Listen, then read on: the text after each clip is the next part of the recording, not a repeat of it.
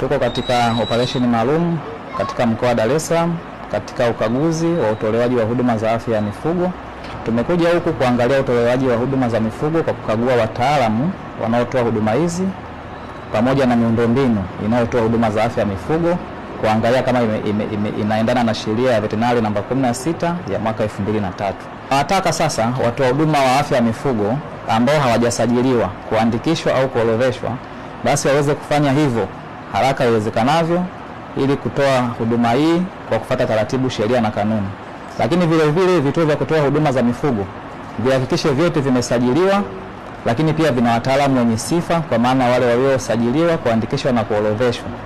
Na kimsingi tutaendelea kufuatilia vituo hivi Tanzania nzima, nchi nzima, kuhakikisha kwamba vituo vyote vinavyotoa huduma vimefuata taratibu, sheria na kanuni. Na tutasita kuchukua hatua kali kwa vituo ambavyo vitashindwa kufuata taratibu hizi za usajili na kuwa na wataalamu wenye sifa.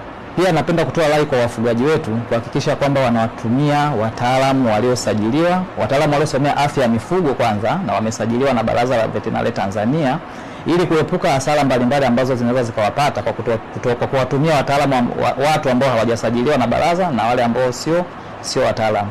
Hii ni pamoja na hasara za kiuchumi za kupata tiba kutoka kwa watu ambao hawajasajiliwa, lakini pia kuendelea kuenea kwa magonjwa, kwa sababu mtu ambaye hana taaluma ya afya ya mifugo na hajasajiliwa hana uwezo wa kutibu kile ambacho mnyama anakuwa anaumwa.